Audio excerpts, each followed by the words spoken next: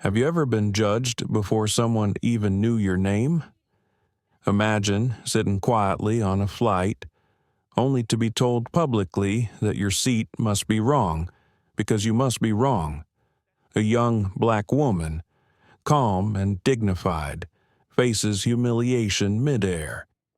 The flight attendant's tone cuts through the cabin, confident, dismissive until she realizes who's sitting behind them.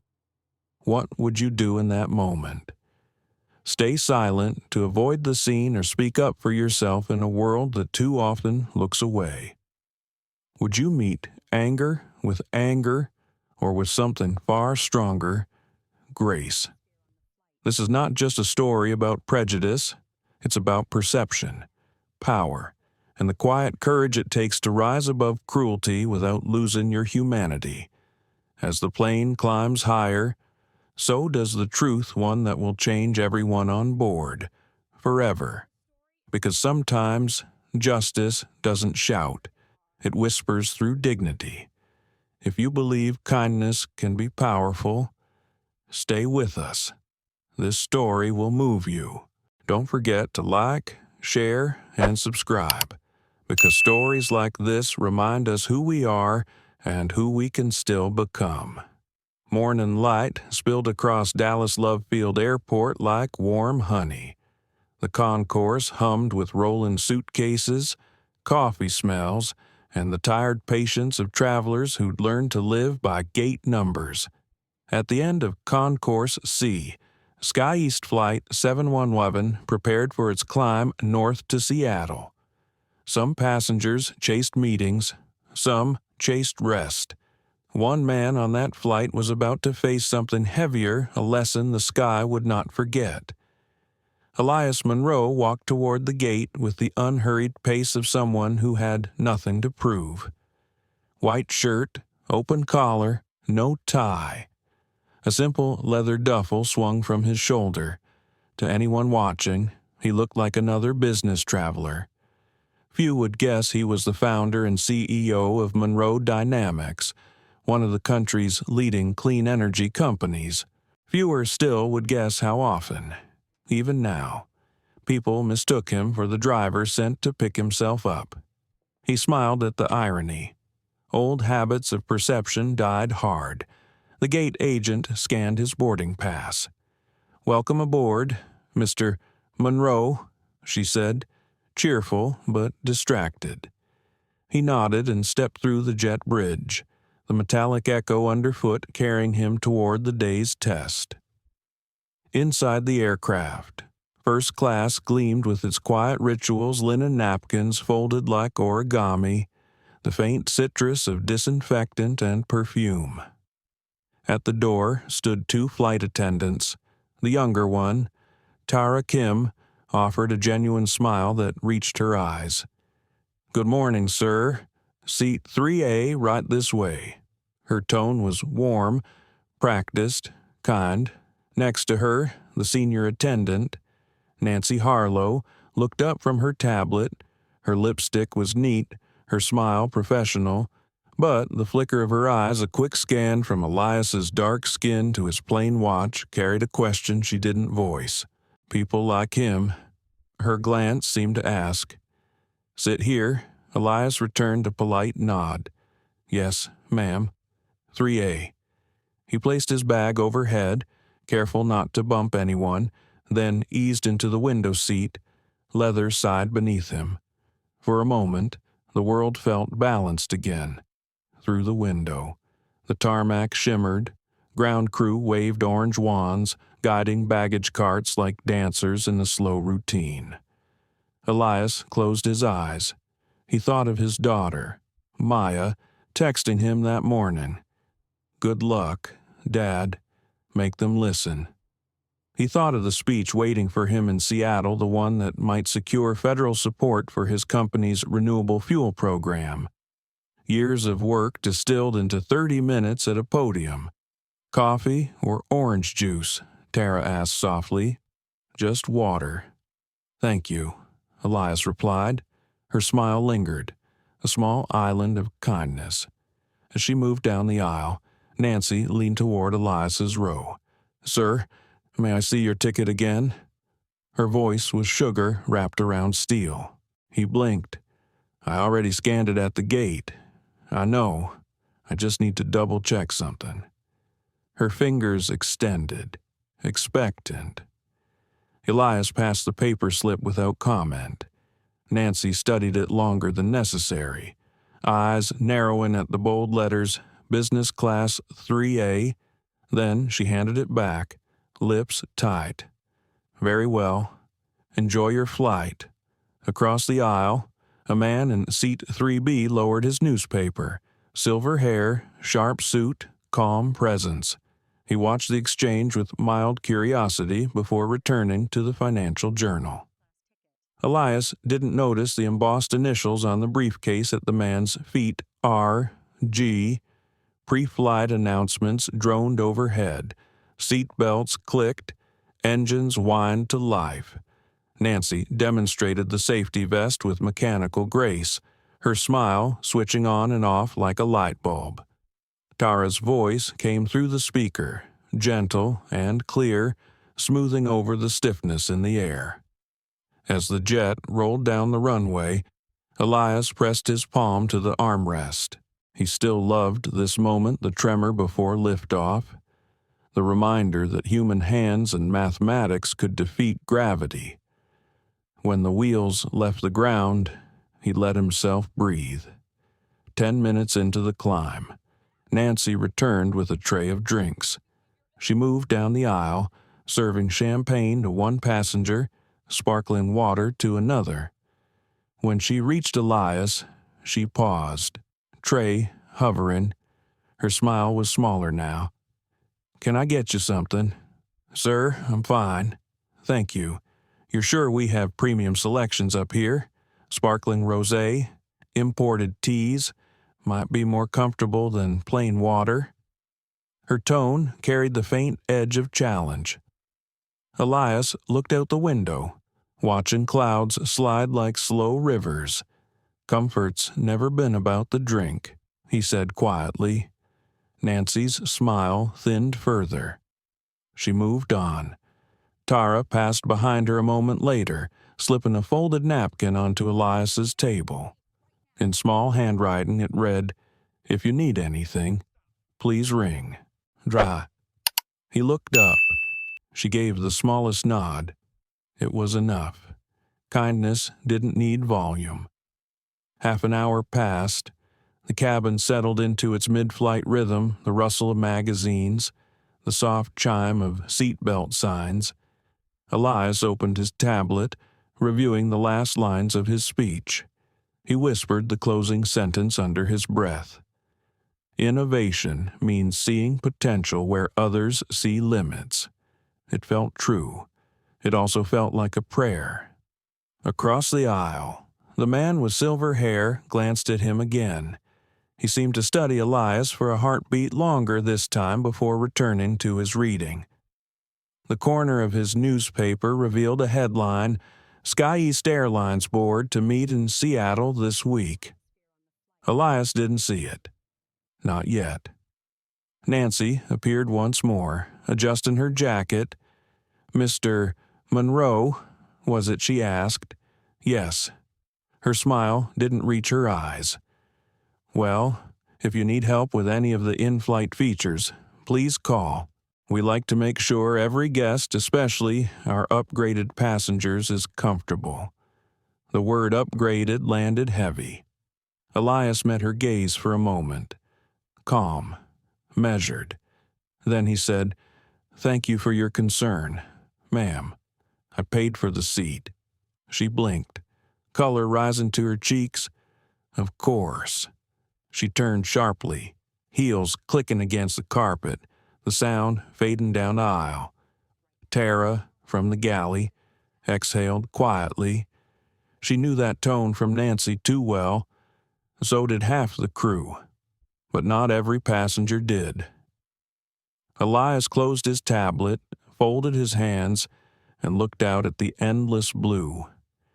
He thought of gravity again, how some forces pulled down harder on certain people than others. Still, he believed in flight. The story of what would happen next was already moving toward him like a weather front. He just didn't know it yet. The sky outside the windows deepened into a soft, endless blue. Somewhere over Oklahoma, the cabin found its quiet rhythm, the hum of the engines steadied, trays clicked, and the faint scent of brewed coffee drifted through the air. It should have been an ordinary flight, predictable, polite, and forgettable, but for Elias Monroe, ordinary had never stayed ordinary for long.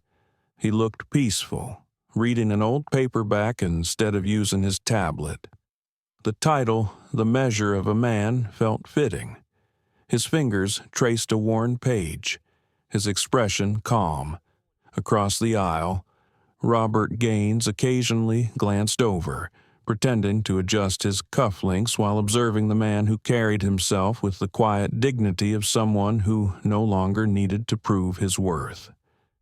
The piece cracked when Nancy Harlow returned, pushing the service cart with deliberate grace.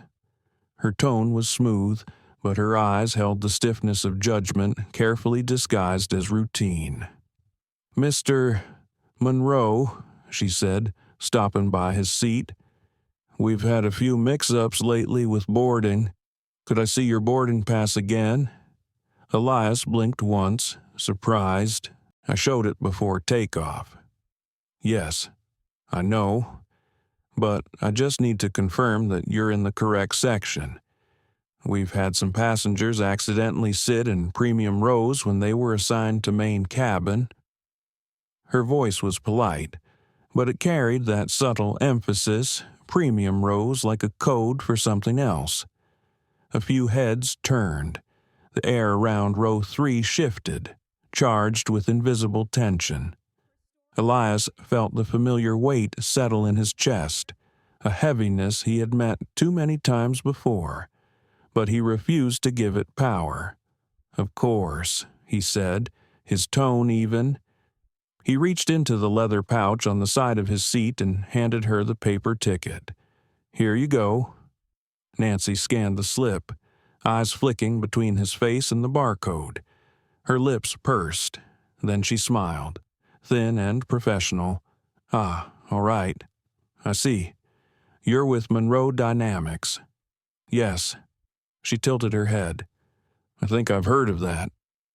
"I hope so," he replied softly. There was nothing more to say, but silence often spoke louder than words. Robert folded his newspaper. "Everything all right here." His voice was low but carried authority, the kind that settled into a room and demanded honesty. Nancy straightened. "Yes, sir. Just a quick verification."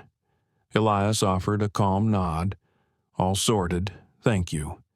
Nancy smiled again too quickly and moved on, the wheels of her cart rattling against the carpet. Tara passed by moments later, pausing beside Elias. Her expression was careful. "Sorry about that," she whispered. "Sometimes procedures get overused." Elias smiled faintly. "It's fine. Ms. Kim, you're doing your job," but she knew he wasn't fine. She could feel the quiet sting of embarrassment that polite people rarely spoke aloud. He returned to his book, but the words blurred. Instead, his mind drifted to memories that smelled like engine oil and rain. His first internship at a major firm, when the receptionist had assumed he was there to fix the printer. He had smiled then, too. He had learned that dignity was a language of its own. The flight continued.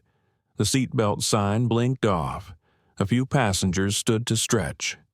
Nancy walked past again, and though she didn't speak, the air around her seemed colder, sharper. Elias took a slow breath, then reached for his notepad. The pen glided across the paper, sketching equations, designs, anything to anchor his thoughts. "Sir," Nancy's voice came again, closer now. "Would you mind keeping your laptop and documents organized? we'll be serving lunch soon, and the premium cabin should maintain a tidy appearance." Her tone was syrup, her eyes vinegar. Elias looked up. "It's organized." She frowned as though debating the definition of the word. "We try to maintain a certain image for this section." The sentence hung there, not just words, but a weight disguised as etiquette. Robert looked up once more. His gray eyes narrowed slightly before returning to his reading.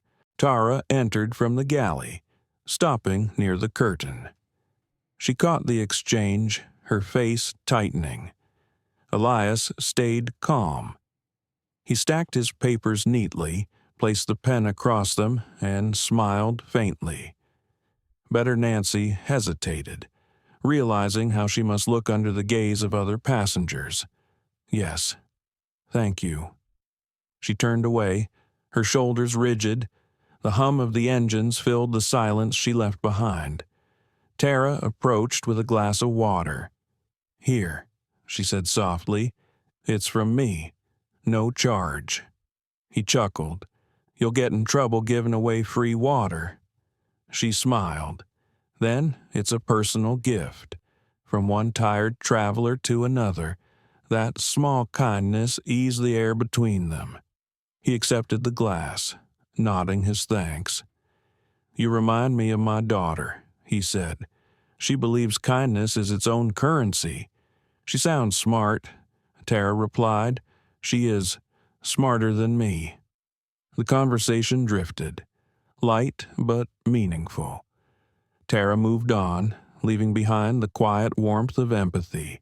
Elias leaned back, sipping his water. For a moment, he felt at peace again until Nancy's voice returned, sharper than before. "Sir, I need you to lower your window shade. The glare is reflecting onto the cabin." Elias glanced around. Half the shades were open. The man in 2C had sunlight spilling across his laptop, but she hadn't said a word to him.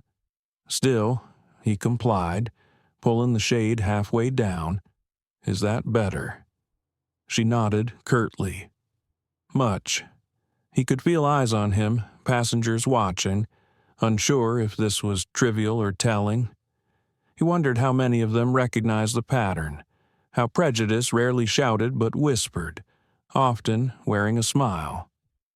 Robert folded his paper once more. "Ms. Harlow," he said, his tone casual. "Perhaps you could check if 2C's glare is worse than 3A's. Nancy froze. "Excuse me," he gestured lightly toward the man in 2C. "Just seems fair, doesn't it?" Her mouth opened, then closed. "Of course, sir. My mistake." She turned quickly and walked forward, her shoes clicking faster now. Elias looked at Robert, slightly puzzled. The man just nodded once, then returned to his paper. For the next hour, the flight settled again. The rhythm of travel resumed forks against porcelain, the low murmur of conversations. Yet beneath it all ran an invisible current, subtle but strong. When lunch came, Nancy's voice was bright again. "Would you like the beef tenderloin or the roasted salmon?" "Mr. Monroe, I'll take the salmon." "Very well." She leaned closer, lowering her voice. "If you prefer, I can have it served in a disposable tray. Might be easier for you." Elias frowned slightly. "I'll manage. Thank you." Robert exhaled softly from across the aisle, a sound that might have been a laugh or a sigh. Tara watched everything, every look, every word. She knew this was no longer about a seat or a meal. It was about something far older, something she had read about but never thought she'd see up close. When she cleared Elias's tray later, she whispered, "You handled that better than anyone I've seen." He smiled. "The world's full of turbulence. You learn to fly smoother through it." Outside, clouds began to gather, white towers against a deep blue. The captain announced mild turbulence ahead, and seat belts clicked once more. The hum of the engines deepened. Elias looked out at the horizon, the shade he'd half lowered now glowing with a thin rim of light. He wondered how many people had to shrink so others could feel taller. Nancy passed once more, her face stiff.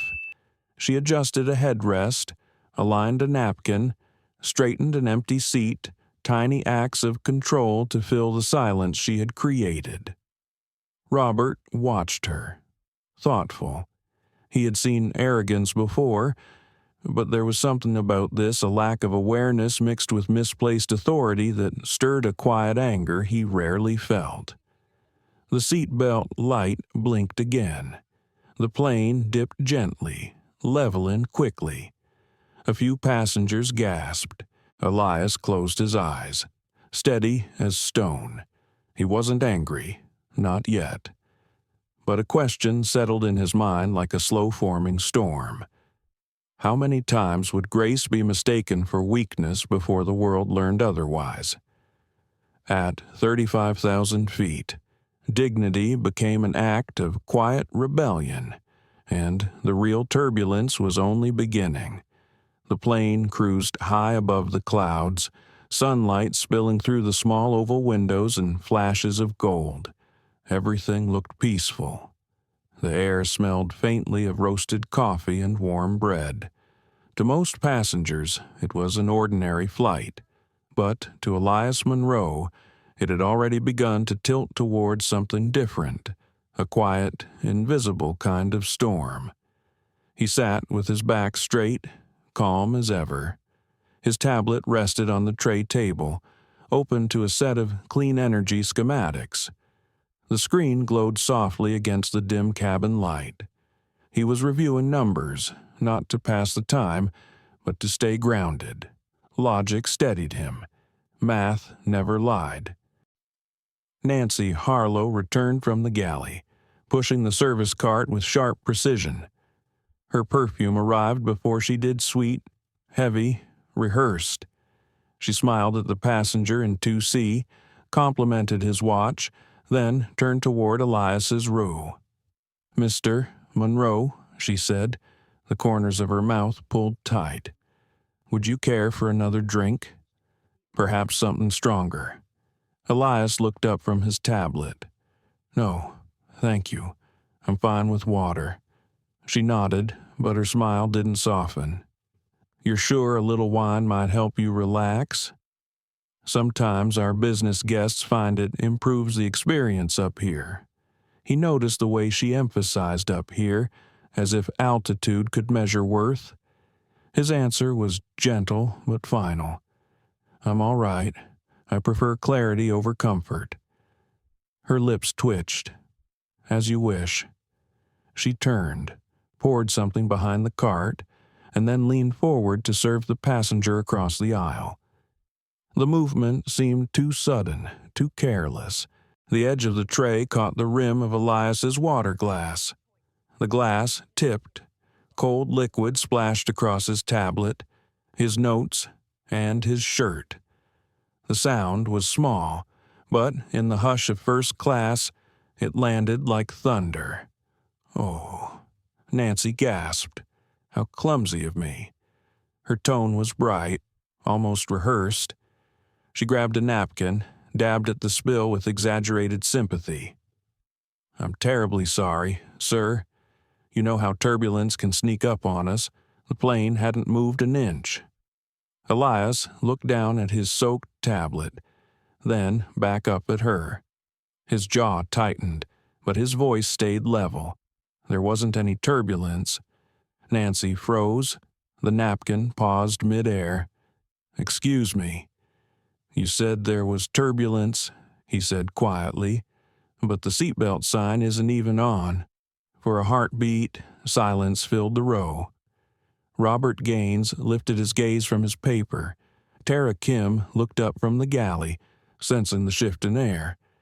Nancy laughed lightly, the sound brittle. "Well, it can come and go quickly. I'm sure you understand. These things happen." Elias's hand moved to his pocket, pulling out a small microfiber cloth.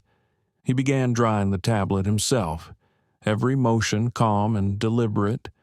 "Some things happen by accident," he said softly. "Others don't."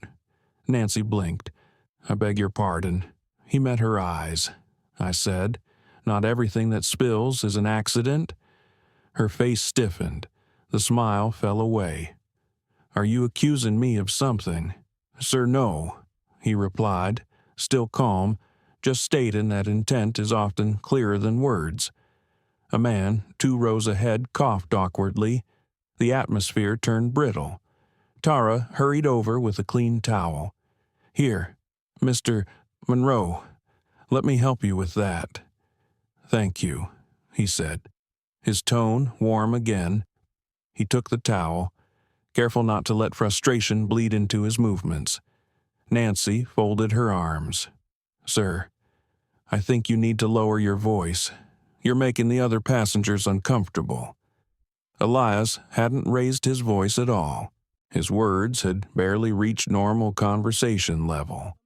But he could feel the shift, how swiftly defensiveness disguised itself as authority. Robert Gaines spoke for the first time since takeoff. "Ms. Harlow," he said evenly. "I believe the gentleman has been perfectly calm." Nancy turned to him, caught off guard by his composed stare. "Of course, Mr." He lifted one hand slightly. "Please, continue with your duties." Her mouth opened, then closed. She turned away, muttering something about getting another towel. Elias wiped his shirt, grateful for the interruption. Tara stayed nearby, lowering her voice. "You okay?" He gave her a faint smile. "I've been through worse storms than this." She hesitated. "I know, but still, that wasn't right." He looked at her, surprised by her quiet defiance. "You're braver than most people I meet in boardrooms," he said. Her cheeks flushed. "Maybe that's because I've served coffee to all of them." It was the first moment of lightness since the spill. Nancy returned, her tone clipped. "If you'll excuse me, sir, I'll need to check your device to ensure there's no hazard. We can't allow damaged electronics in flight." Elias's brows rose. "It's fine. It's functioning. It's policy, sir." "No," he said gently. "It's assumption." The air around them thickened. Robert's paper rustled as he folded it completely now, eyes focused on the exchange. Tara stepped closer, voice quiet but firm. "Ms. Harlow, I think it's okay. He's clearly fine." Nancy shot her a sharp look. "You're out of line. Ms. Kim, go assist in the galley." Tara hesitated, then left reluctantly. Nancy turned back to Elias. "If there's a problem with your attitude, sir, I can have security meet you upon landing." He met her glare with the same quiet patience that had carried him through boardroom betrayals, rejections, and 1,000 small humiliations no one ever apologized for. "If there's an issue, Ms. Harlow, I suggest you document it properly." Her nostrils flared. "You're being difficult." He tilted his head slightly. "No, ma'am, I'm being clear." A pause stretched between them, long enough for tension to hum through the cabin like static. Passengers looked down at their screens, pretending not to listen. Robert Gaines remained still, studying every word. Finally, Nancy straightened, her face tight. "Very well. I'll report it." She pushed her cart sharply forward, the bottles rattling as she disappeared behind the curtain. Tara reappeared a few minutes later, eyes full of quiet apology. "I'm sorry. I shouldn't have left." Elias sighed softly. "You did the right thing. Some storms just need to blow through before the air clears." She frowned, but it shouldn't happen to you." He smiled, a little tired. "It happens to more people than you think." The plane began to shake slightly, real turbulence this time. Cups trembled, ice clinked. The captain's calm voice came over the intercom, asking everyone to return to their seats. Elias looked out the window, watching clouds form in heavy gray sheets. "Seems the sky finally caught up," he murmured. Tara chuckled softly. "Guess we can blame this one on real turbulence." He nodded, but his eyes stayed distant. Inside, the calm surface of his composure rippled with something deeper, an ache he'd spent years mastering. The ache of being questioned, of being made small in spaces he had worked his entire life to belong to. When the plane steadied again, Robert leaned slightly across the aisle. "You handled that with remarkable restraint," he said. Elias smiled faintly. "Sometimes restraint is the only luxury you can afford." Robert studied him. "I imagine you're a man who's had to buy that luxury too many times." Elias didn't answer. The older man's voice carried the tone of someone who understood more than he revealed. Nancy didn't return for a while. When she did, she avoided Elias's row completely. Tara handled all service quietly, her eyes soft with concern. Elias reopened his tablet, still functioning, though faintly smudged, and typed a few notes, more to calm himself than to record data. He wrote, "Respect is not a favor, it's a reflection." The line lingered on the screen, shining like truth.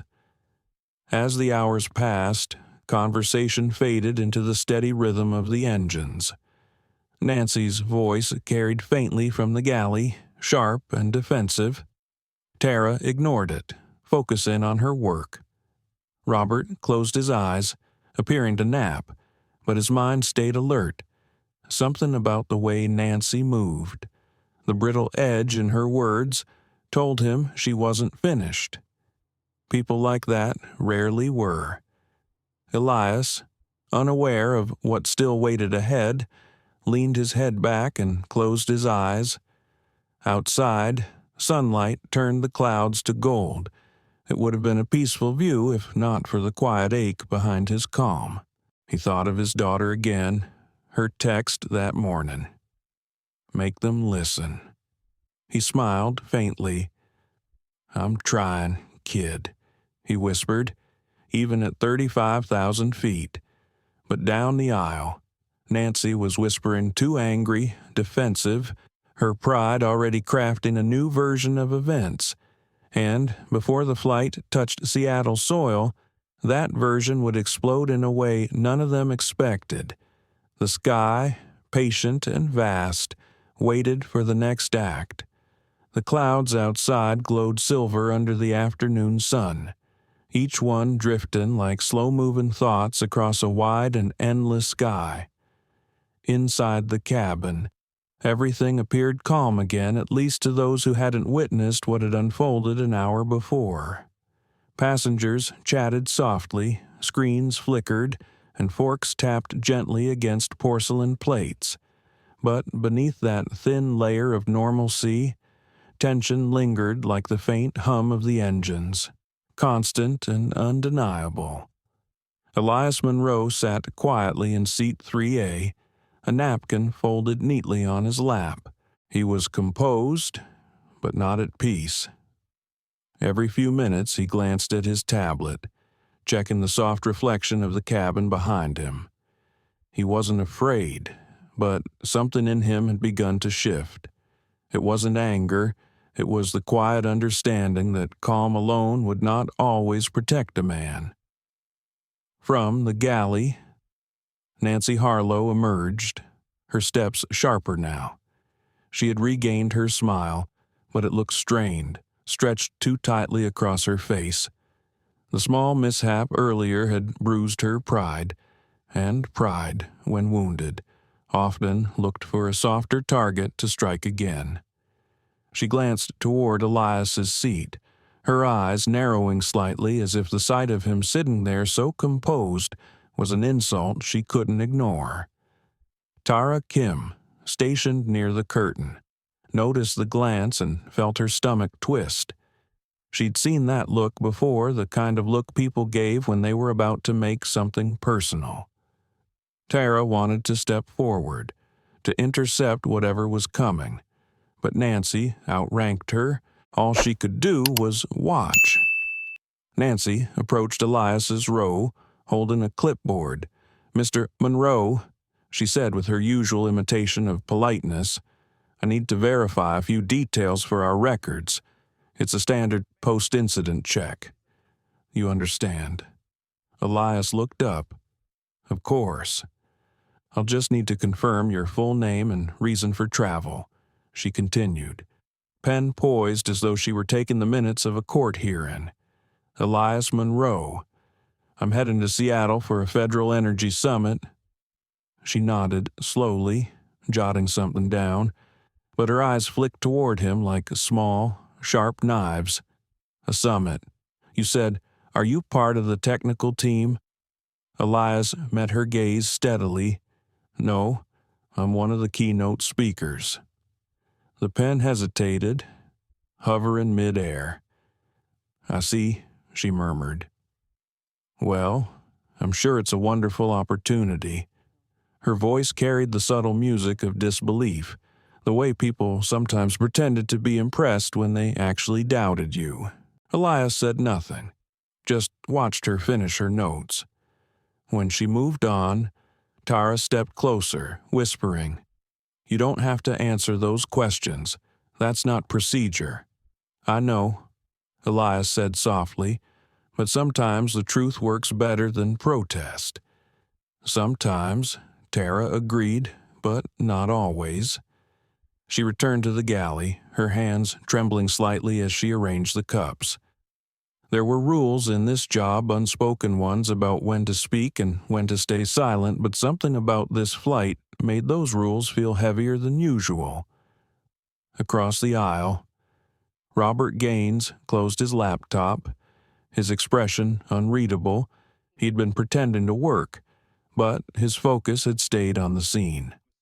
As chairman of Sky East Airlines, he had seen hundreds of in-flight reports cross his desk over the years' disputes, delays, complaints, but there was something about the quiet cruelty of this moment that unsettled him more than any line of text ever had. He leaned slightly toward Elias. "You handle yourself with admirable composure," he said, voice low, deliberate. Elias smiled faintly. "Composure's easy once you've had practice." Robert nodded. "Practice," he repeated, the word tasting bitter. "That's the tragedy. Isn't it?" Elias didn't answer. He didn't need to. Nancy, unaware of who she was speaking near, continued her rounds. Her mood seemed to darken as the minutes passed, her steps quicker, her tone clipped. When the passenger in 2C politely asked for a refill, she snapped, "In a moment, sir," though moments ago she'd offered champagne unprompted. Her irritation wasn't about the passengers anymore, it was about control.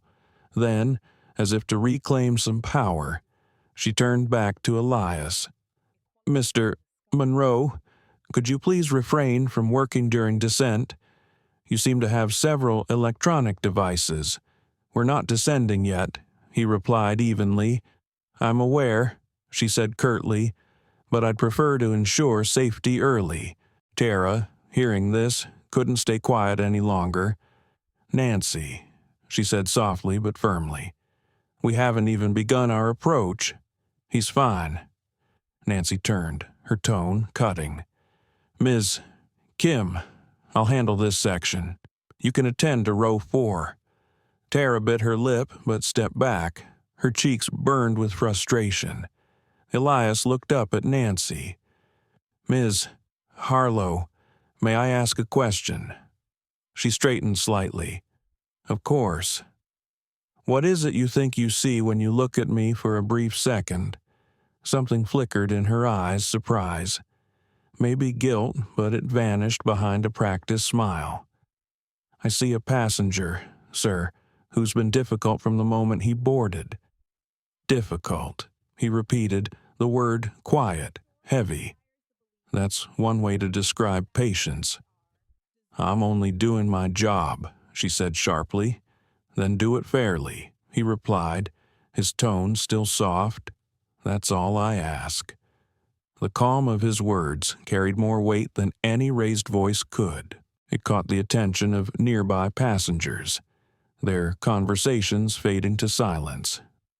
Robert watched carefully, his jaw tightening. Nancy flushed under the attention. "If you have a complaint," she said, her voice low but trembling, "you can submit it upon landing. Until then, please don't challenge my authority." Elias gave a single nod. "I wasn't challenging it. I was asking you to honor it." The words landed like a bell ringing in still air, gentle but impossible to ignore. Nancy spun away, muttering under her breath. The moment passed, but its echo stayed. Tara, from behind the curtain, closed her eyes and exhaled. Robert set down his cup.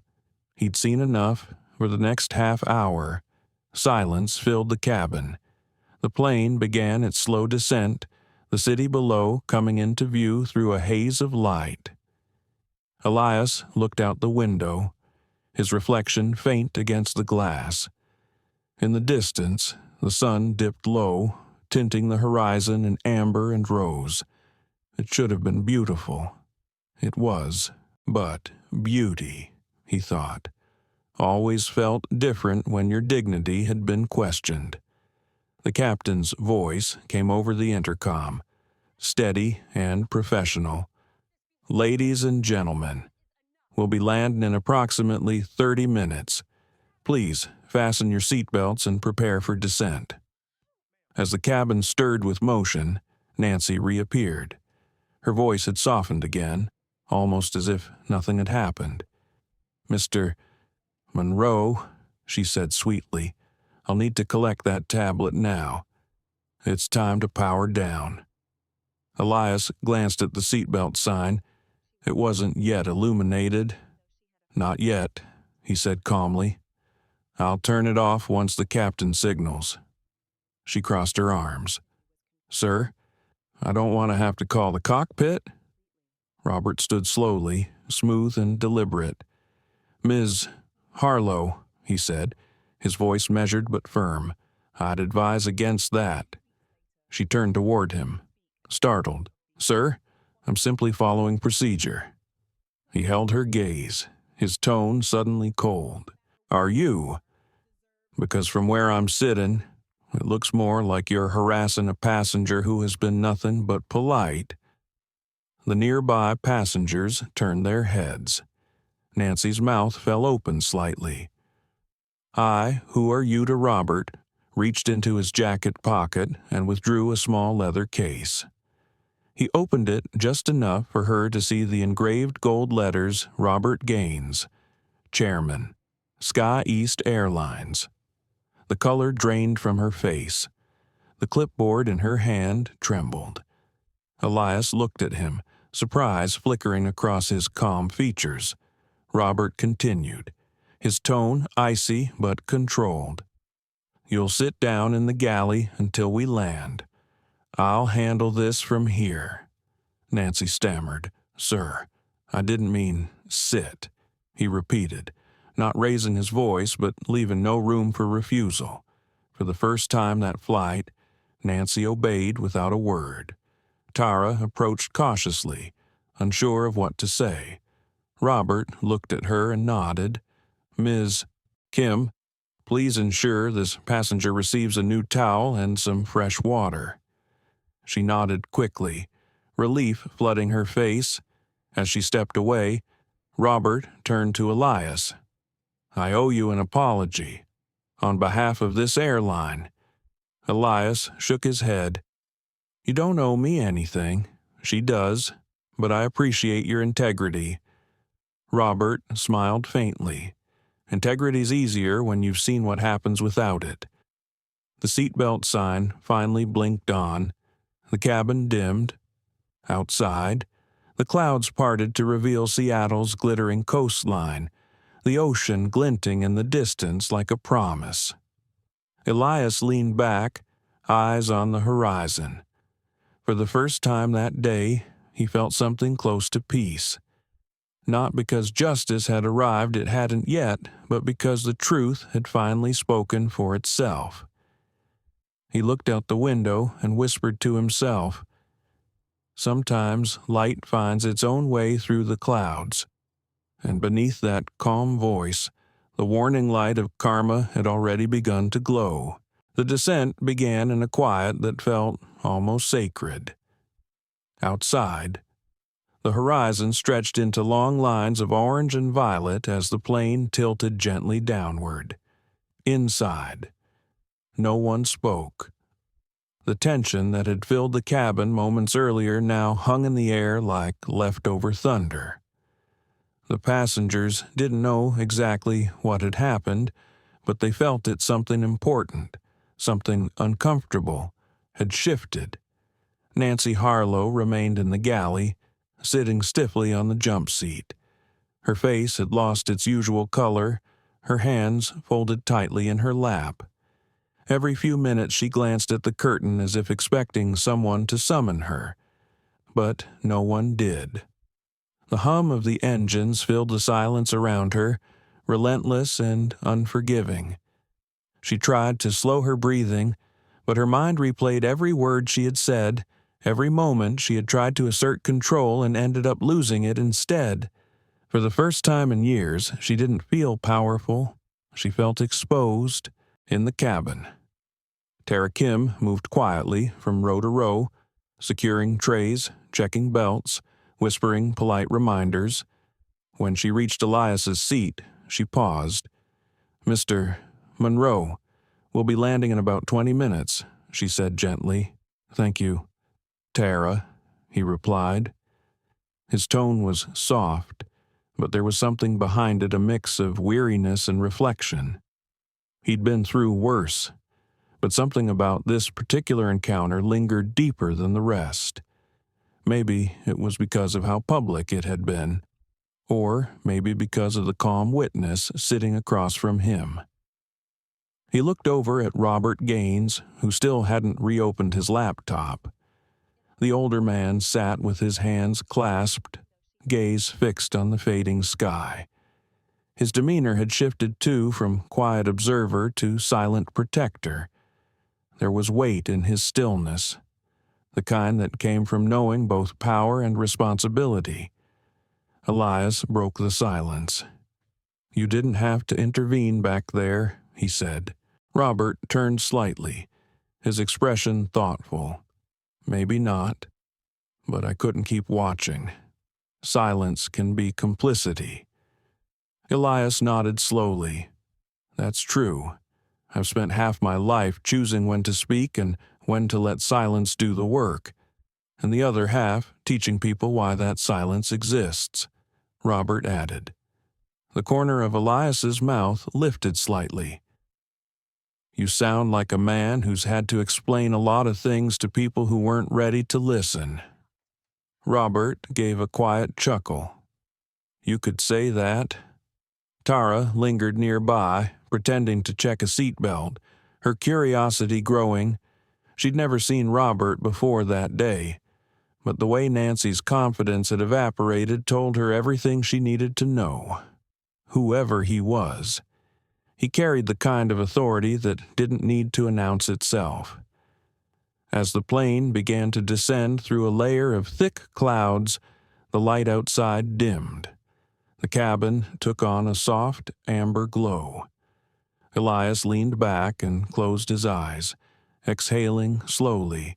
In that moment, he wasn't the CEO of a billion-dollar company. He was just a man trying to make sense of the same question he'd carried for years. How could dignity be mistaken for defiance? He remembered something his mother used to say when he was a boy in Detroit, when kids teased him for speaking too formally, for using words that didn't fit their world. Let them laugh, she had said. Respect is a seed, not a sound. It grows quietly. He had lived by that truth, but sometimes even a seed could be trampled before it had the chance to bloom. Tara broke the quiet with a soft question. Do you ever get used to it? Elias opened his eyes. Used to what she hesitated. People, assuming things, treating you like you don't belong somewhere. He studied her face. She was young, but not naive. No, he said, you never get used to it. You just learn to outgrow the space they try to keep you in. Her eyes glistened a little, and she nodded. That's powerful. It's survival, he said simply. At the front of the plane, Nancy listened to the muffled voices drifting through the curtain. Her stomach twisted. She wanted to speak, to defend herself somehow. She wanted to believe that she hadn't meant harm, that she'd just been doing her job. But somewhere deep down, she knew better. She had seen the look in Elias's eyes steady, tired, too familiar. She had seen that look before, on faces she had brushed past without thinking twice. Her hands trembled. For the first time, she wondered what her own daughter would think if she had seen it. The thought struck her harder than she expected. She swallowed, trying to steady her breathing, but guilt had already found its way in. The seatbelt light blinked. The captain's voice returned. Cabin crew, prepare for landing. Tara walked toward the galley to check on Nancy, though she wasn't sure what she'd say. When she reached the curtain, she stopped. Nancy sat motionless, staring at the metal wall across from her. Ms. Harlow, Tara said softly. Are you okay? Nancy didn't answer at first. Then she whispered, Do you ever wish you could take back 5 minutes of your life? Tara hesitated. Sometimes, but we can't. Can we? We just have to decide who we'll be after those 5 minutes are gone. Nancy's eyes met hers. There was no hostility now, only exhaustion. You're a good person, Tara, she murmured. Don't lose that. Tara didn't know how to respond. She just nodded and returned to the aisle. The landing gear dropped with a deep, rhythmic thud. The plane shuddered slightly as it broke through the clouds, the city lights of Seattle glimmering below. A soft drizzle streaked across the window. Elias looked out at the rain and smiled faintly. Seems fitting, he said to no one in particular. Robert turned toward him. Rain reflection, Elias replied. It always shows up after a storm. When the plane touched down, the cabin filled with the usual shuffle of motion belts clicking, bags being pulled down, phones lighting up. But there was a different energy this time. Polite smiles replaced tension. Whispered gratitude replaced gossip. People weren't sure what exactly they'd witnessed, but they sensed it had been something that mattered. As they taxied to the gate, Robert leaned across the aisle once more. Mr. Monroe, I'd like to speak with you after we disembark. Privately, if you have time. Elias nodded. Of course. Nancy remained seated in the galley, waiting for the doors to open. She knew she'd have to face him, both of them, but she also knew she wasn't ready. Every minute stretched into an eternity.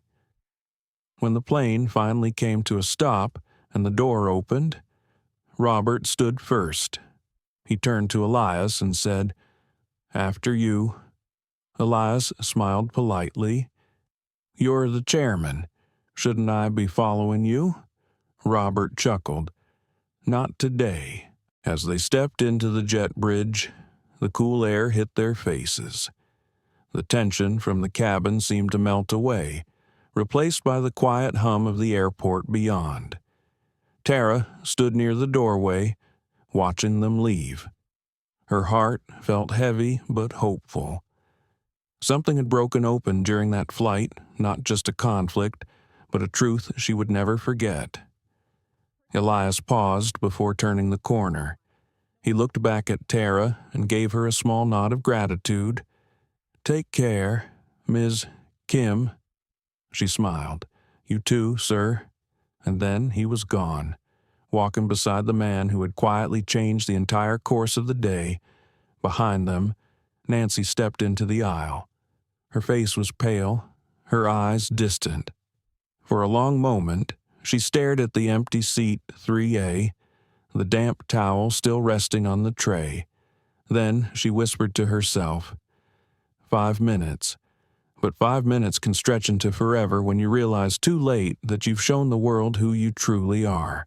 As the door closed behind her, the plane felt heavier somehow. Not from the air, but from the weight of lessons that had yet to be learned.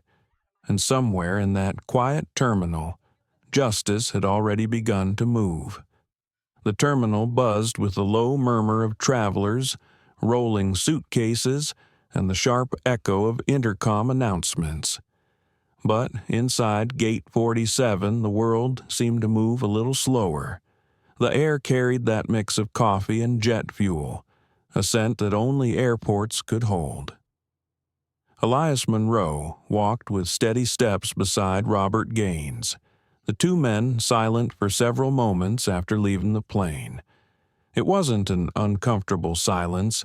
It was the kind born of mutual understanding, the kind that didn't need to be filled with small talk.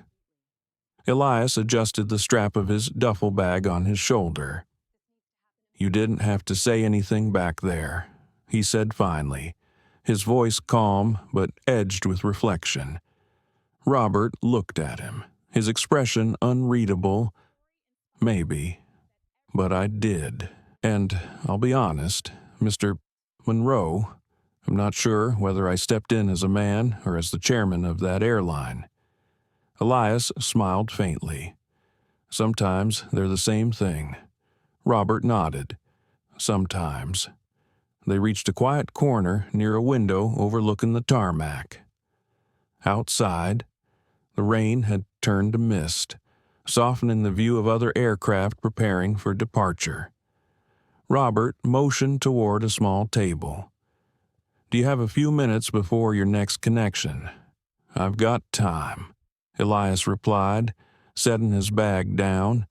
Robert sat across from him, folding his hands. "You know, when I started this company 30 years ago, I used to think professionalism would fix everything. I thought if we trained people well enough, treated customers with courtesy, gave everyone a fair shot, it would erase bias." Elias studied him quietly. "And now I realize professionalism only hides what's already there. It doesn't change what someone sees when they look at another person." Elias nodded slowly, his gaze drifting toward the wet glass. "You're right. You can't train empathy. You have to live it." Robert leaned back, exhaling. "I saw how she spoke to you, how she looked at you. I've seen it before too many times. It's subtle until it isn't." Elias didn't answer immediately. He took a slow breath, then said, "I stopped counting years ago. The number of times I've been questioned, doubted, or told I don't fit the picture of who's supposed to belong in a certain room or a certain seat." Robert's voice softened. "You handled it with more restraint than most people could manage." Elias smiled faintly. "That's the curse of restraint that keeps the peace. But it also keeps people comfortable enough not to change." For a moment, the only sound was the distant rumble of engines. The rain streaked across the window like slow tears. Robert rubbed his temple, looking suddenly older. "I'll handle her. She'll face consequences for what happened today. Elias shook his head. That's not what I want. Robert frowned. Then what do you want? I want understanding, Elias said quietly. Accountability without humiliation. Punishment doesn't teach compassion, it teaches fear. Robert looked at him for a long moment. You really believe that Elias's eyes met his? I have to. Otherwise, I'd become the same thing I'm fighting. Robert leaned forward, elbows resting on his knees. Mr. Monroe, I wish more people thought like you. People do, Elias replied. They just don't always get heard. Their conversation paused as a flight attendant approached young, nervous, holding a tablet. Excuse me, Mr. Gaines, she said softly. Operations is asking if you'd like to debrief about the incident. Robert waved her off gently. Not yet. I'll handle it personally. The attendant nodded and walked away. Elias glanced toward the gates. You know, I almost didn't fly today, he said. My daughter told me to take a break. Said I've been working too much. I told her flying was part of the work, but maybe she was right. Maybe this flight was never about business. Robert smiled faintly. Maybe it wasn't. Maybe it was about something the company needed to see. Elias turned the thought over in his mind, or something I needed to be reminded of, which is Robert asked, that people are watching, not just the ones who hurt you, but the ones who learn from how you respond. Robert nodded slowly. You've got a way of turning pain into perspective, Mr. Monroe. That's rare. Elias chuckled softly. It's survival. Every time someone underestimates me, I let them. Then I give them no choice but to see me. Robert smiled, but his eyes carried a sadness that came from decades of leadership, the kind of sadness that knew every victory came with a shadow. I'll tell you something, he said quietly. In my position, I get thousands of complaints. Angry passengers, upset crew, bad service, but I can't remember the last time I saw dignity handled so gracefully. I'll make sure this doesn't get buried in paperwork. Elias stood, adjusting his jacket. Do what you think is right. Just don't let it end with one person being punished. Let it start with the company learning. Robert rose too. You've got my word. They shook hands. The gesture was firm, mutual, silent in agreement without signatures. As Elias walked away toward the baggage claim, his reflection followed him in the glass wall. The airport lights shimmered behind the rain like distant constellations. He felt lighter somehow, though he couldn't explain why. Maybe because for once, someone had seen him, really seen him, and not just the version people expected. Back at the gate, Robert remained standing by the window, watching the tarmac. He reached for his phone and dialed a number. This is Gaines. I want a meeting set up with HR and training tomorrow morning. And bring in legal.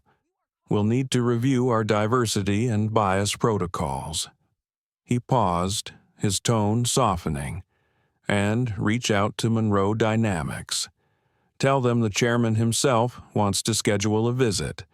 Meanwhile, inside the aircraft, Tara Kim was finishing her post-flight checklist. The passengers were gone, the seats empty, but the energy of the confrontation still clung to the cabin walls. She ran her hand over the headrest of seat 3A, thinking about everything she'd seen. There had been anger, shame, and grace all within a few thousand feet of sky.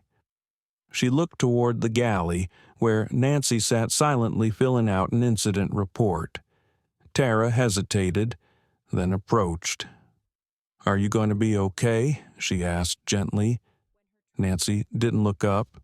I don't know. You were wrong, Tara said. Not cruelly, just honestly, but I think you already know that." Nancy sighed, her voice barely a whisper. "I do. I don't know how to fix it. Maybe start by listening," Tara said softly, "the way he did, even when you didn't deserve it." Nancy's hands stilled over the paper. She stared down at the blank line where she was supposed to write her statement. Words refused to come. Tara turned to leave but stopped. "He's not angry at you," she said over her shoulder, "but maybe he should be. The fact that he isn't, that's what should make you think." Nancy looked up, eyes glassy. For the first time, her voice broke. "I didn't mean to. I know," Tara interrupted gently. "But sometimes, meaning to or not doesn't change the hurt."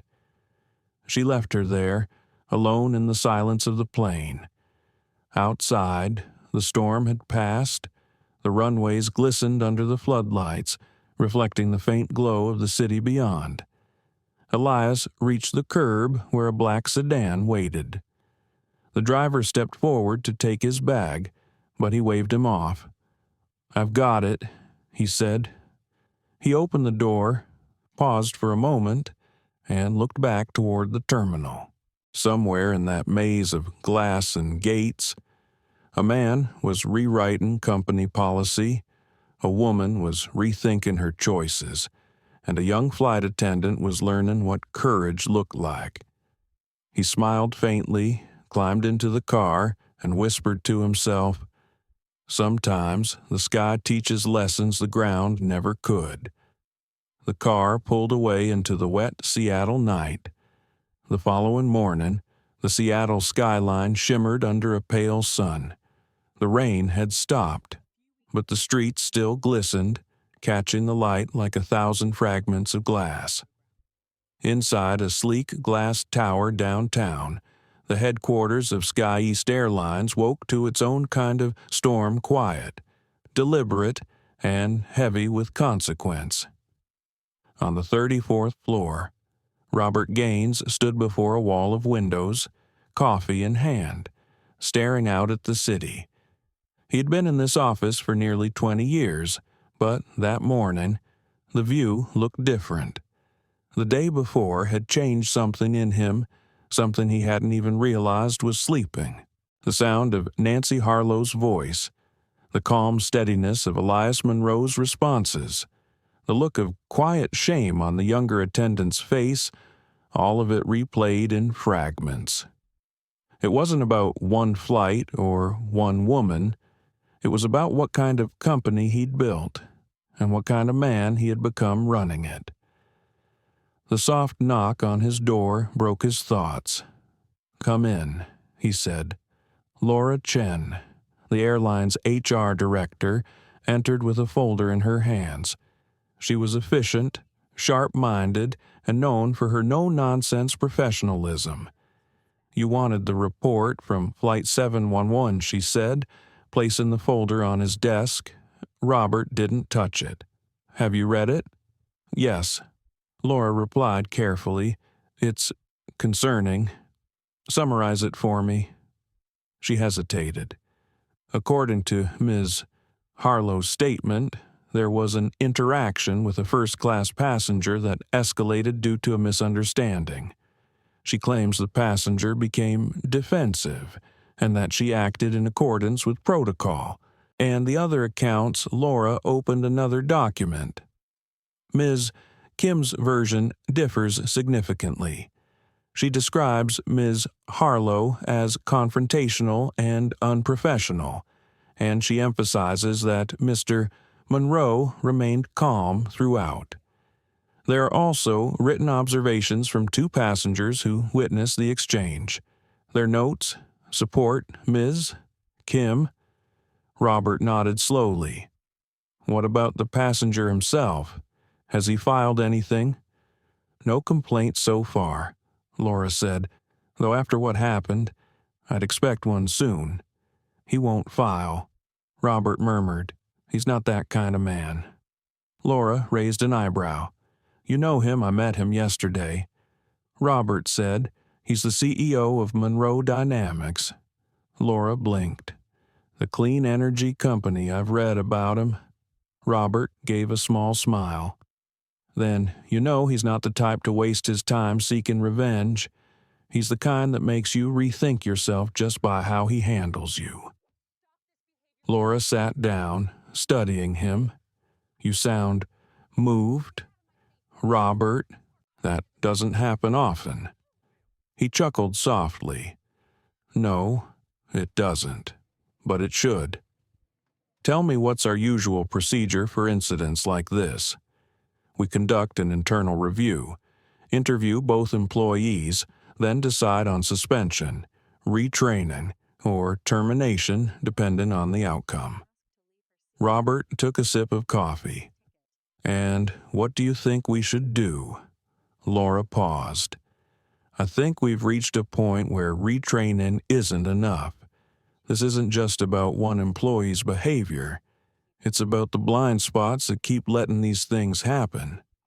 Robert smiled faintly. You've just written the opening line of tomorrow's press release. Press release? She asked, startled. Yes, Robert said.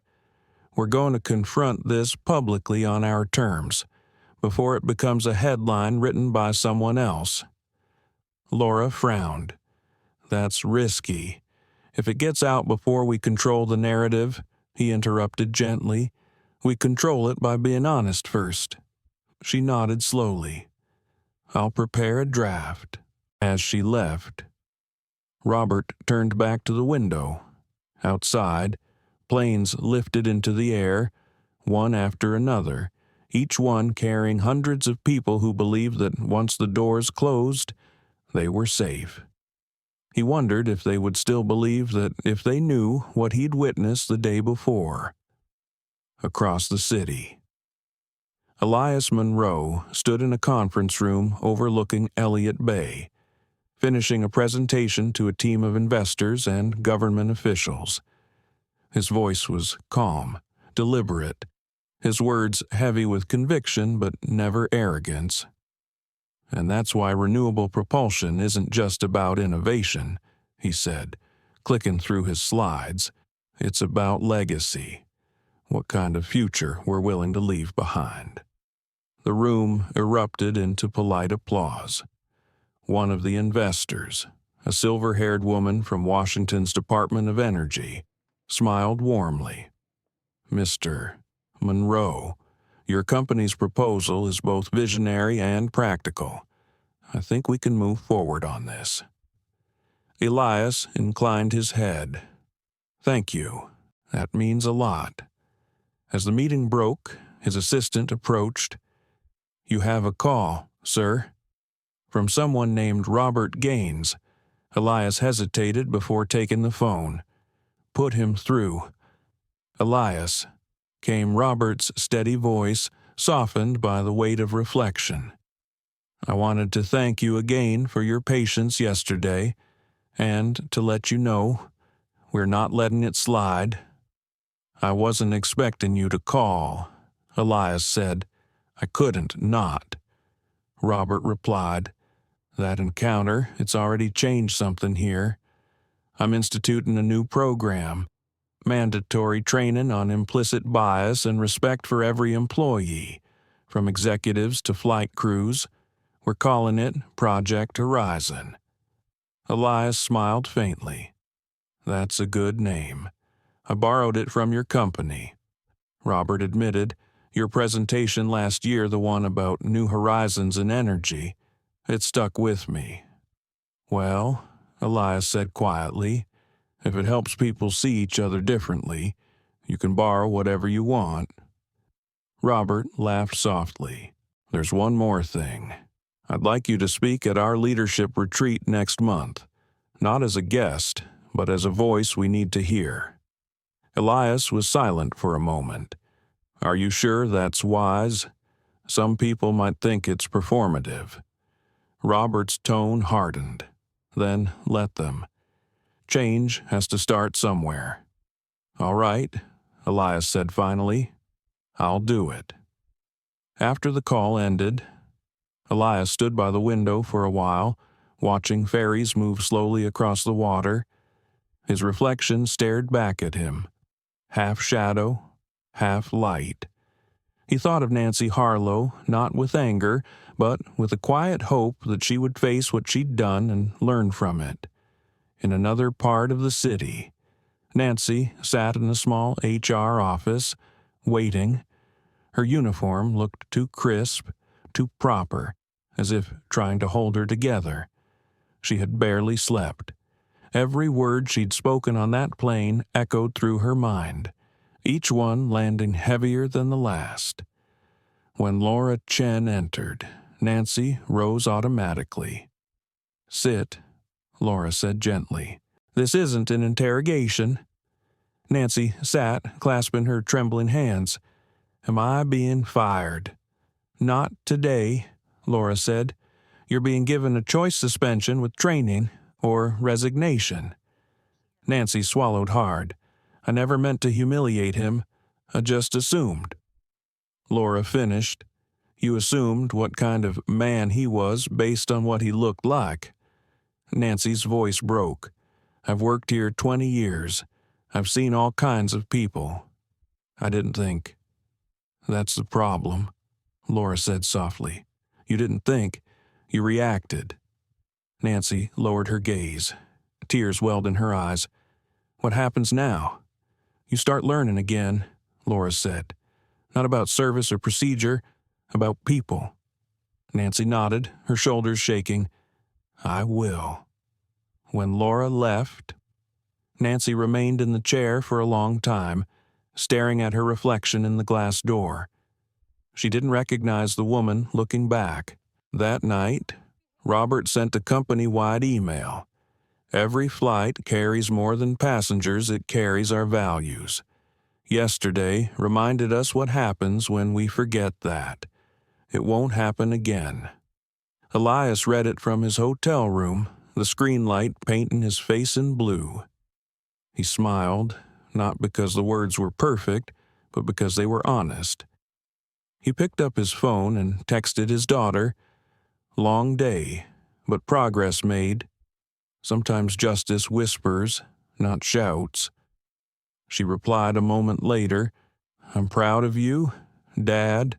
You always make them listen." Elias looked out the window at the faint line of stars over Seattle and whispered, "Maybe this time." They finally heard.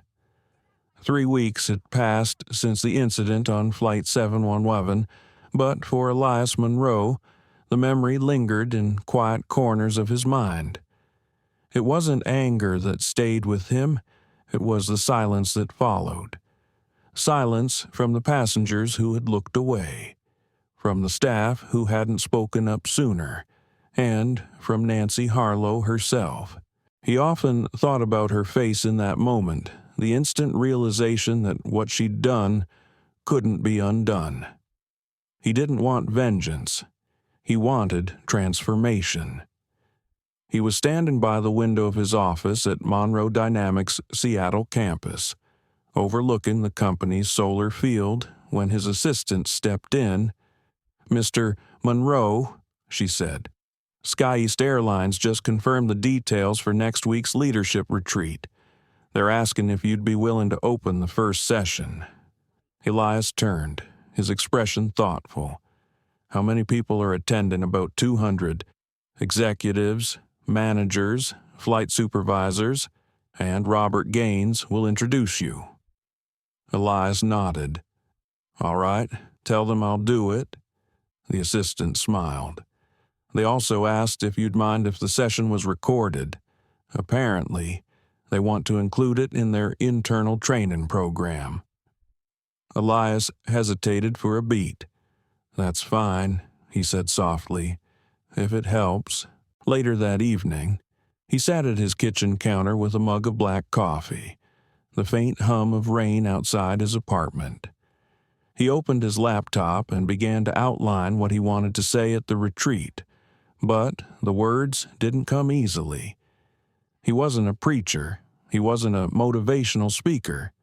He was a man who had spent his life solving technical problems machines, not people.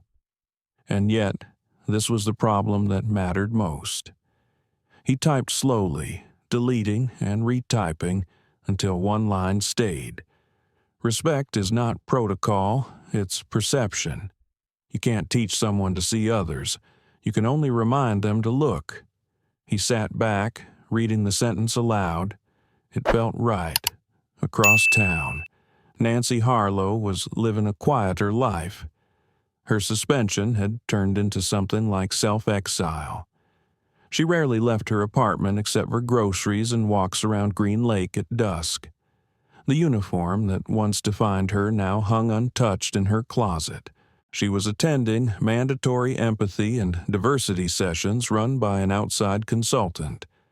But the sessions did more than educate, they unsettled her.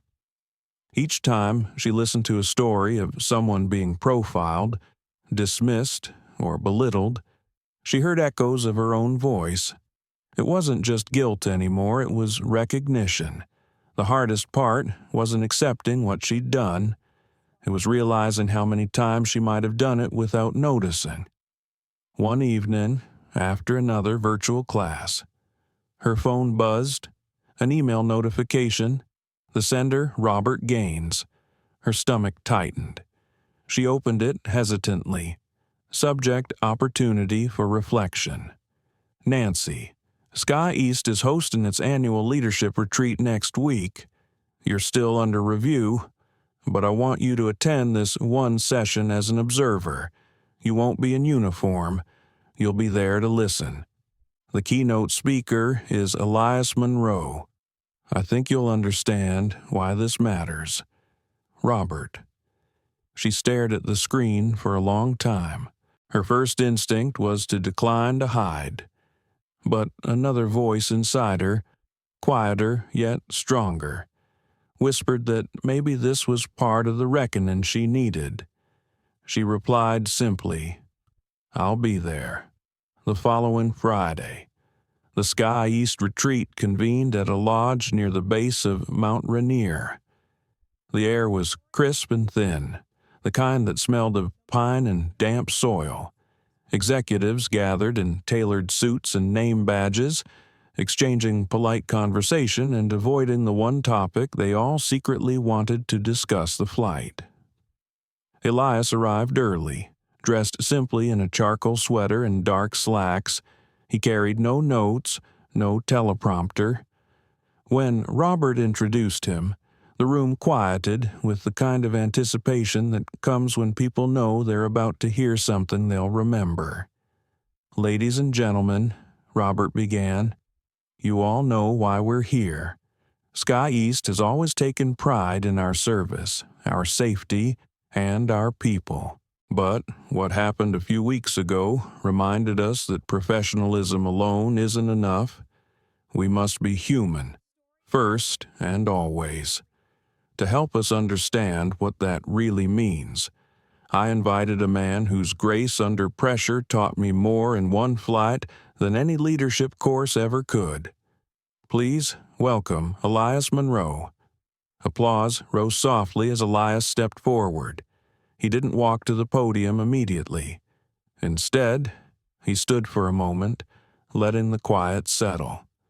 "When I boarded Flight 711, he began. I wasn't there to make a statement. I wasn't even there to be seen. I was just another passenger, hoping for an uneventful trip." He paused, his gaze moving slowly across the room. "But uneventful isn't always what we need. Sometimes we need a moment that shakes us awake." He told the story not dramatically, not bitterly, but truthfully. He described the tone of Nancy's voice, the look on her face, and the weight of knowing he had to choose between silence and confrontation. But what struck the audience wasn't the event itself. It was how he described it. "I didn't feel anger," Elias said. "I felt tired. Tired that after all these years, after all the progress, I still had to prove I belonged somewhere. But what I've learned is that dignity isn't something anyone can give you. It's something you carry, even when the world tries to take it away. The room was utterly still, not even the clinking of a coffee cup. I'm not here to condemn anyone, he continued. I'm here to remind us that leadership isn't about authority. It's about awareness. We can't serve people if we don't see them. We can't protect passengers if we don't first protect their humanity. Nancy sat near the back, wearing a gray cardigan, her name tag turned face down. She didn't move, barely breathed. Each word pierced deeper than she expected. But the worst part wasn't his criticism. It was his forgiveness. Elias glanced briefly toward the back of the room, where Robert had told him Nancy would be sitting. Their eyes met for just an instant. He didn't glare or turn away. He simply nodded once, small but unmistakable. It wasn't absolution. It was acknowledgement. After he finished, the applause was long, genuine, and filled with a kind of collective reckoning. Several executives approached him afterward, thanking him for his words, some with visible emotion. Robert joined him near the stage, a hand on his shoulder. That, he said quietly, was more than a speech. Elias smiled faintly. It wasn't meant to be a speech, just a reminder. A few minutes later, as the crowd dispersed for lunch, Nancy walked slowly toward the front. Her hands shook slightly as she approached him. "Mr. Monroe," she said softly. He turned to face her. "Ms. Harlow." Her throat tightened. "I don't expect forgiveness. I just wanted to thank you. For what you said, for not destroying me when you could have." Elias's expression was calm, steady. "You destroyed yourself, Nancy, but that doesn't mean you can't rebuild." Tears welled in her eyes. "I'm trying. That's all any of us can do," he said gently. She nodded, then added in a trembling voice, "You didn't have to show grace, but you did, and it changed me." Elias looked at her, thoughtful. Then maybe that flight wasn't wasted after all. As she turned to leave, Robert approached Elias again. "You really believe people like her can change?" Elias smiled slightly. "I believe people can learn. The question is whether we give them a reason to." Later that evening, as the sun set behind the mountains, the air outside turned golden. Robert stood with Elias on the deck overlooking the forest. "You know," Robert said, "I think you've started something bigger than either of us expected."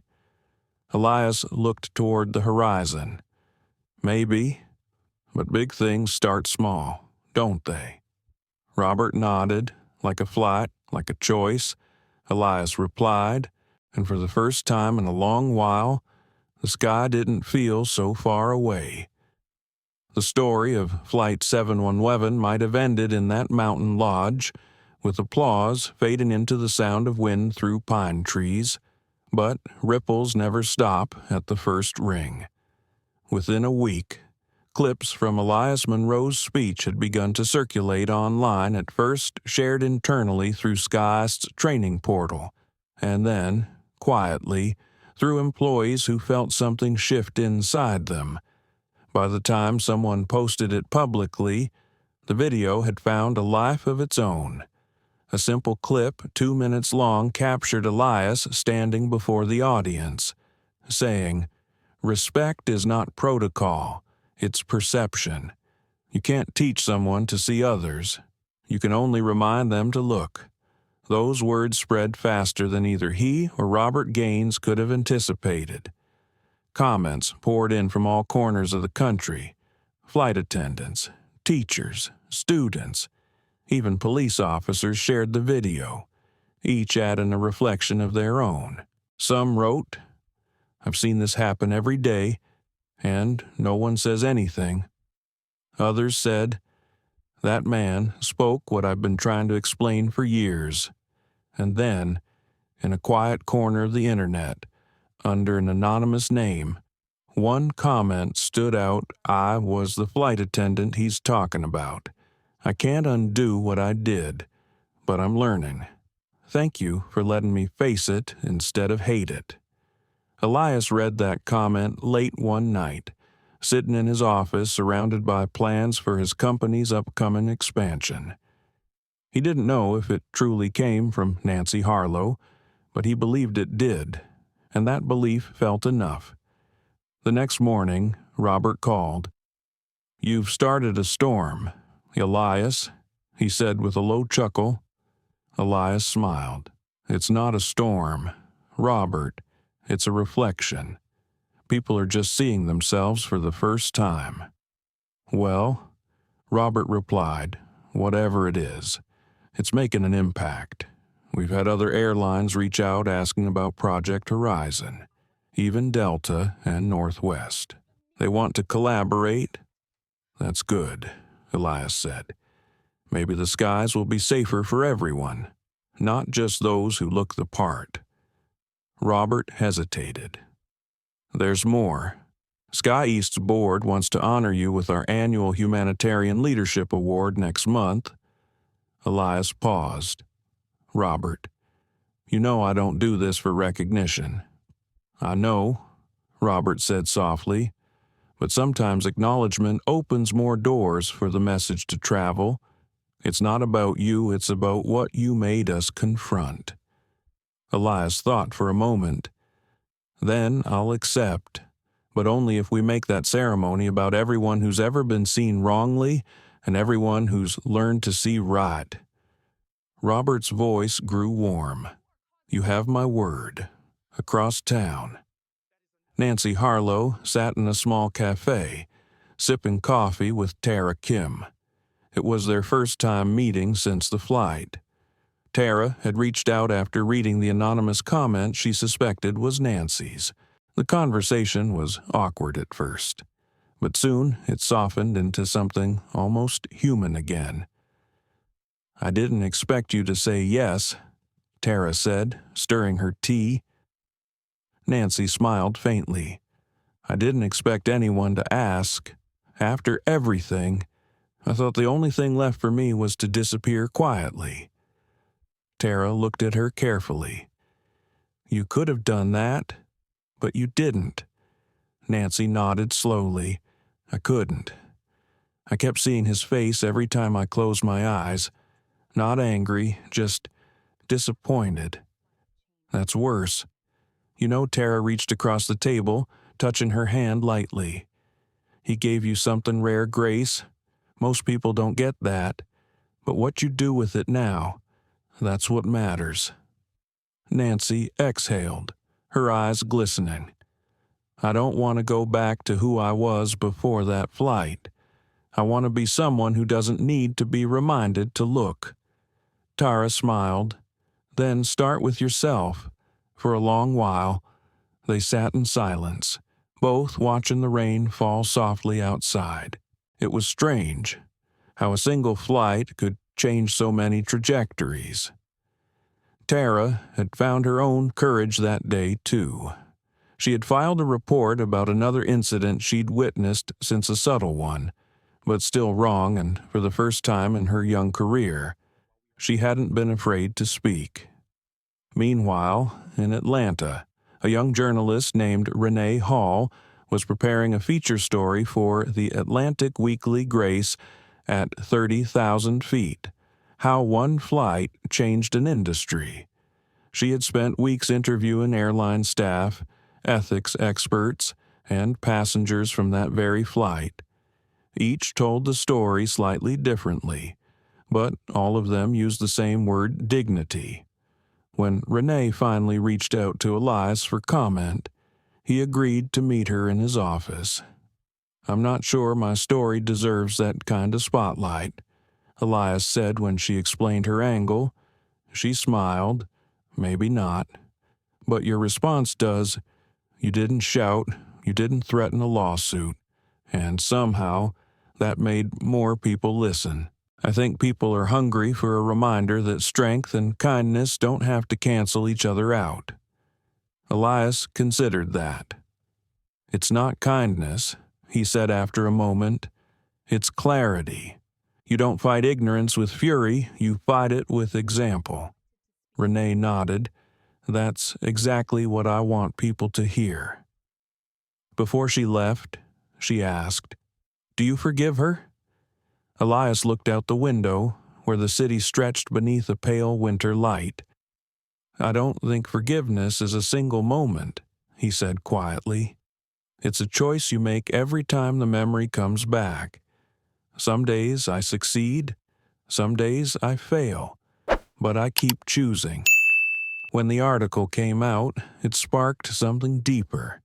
News outlets debated it, schools quoted it, and diversity trainers used it as a model of restorative justice. But for Elias, it was never about fame. It was about impact that reached where policy couldn't. One morning, he received a handwritten letter rare in his world of emails and phone calls. The handwriting was delicate, the ink slightly smudged. "Mr. Monroe, you don't know me beyond one terrible day. I can't ask you to forget what I did, but I can thank you for how you chose to respond. Your restraint forced me to face parts of myself I'd buried for years. I'm working with a local community center now, teaching conflict management to young people who remind me too much of who I used to be. You once said dignity can't be given, it's carried. I'm trying to carry mine better now. With respect, Nancy Harlow." Elias read the letter twice, then set it gently on his desk. For a long moment, he said nothing. Then, softly, almost to himself, he murmured, "She found her horizon." That evening, when Robert called again, Elias told him about the letter. Robert chuckled quietly.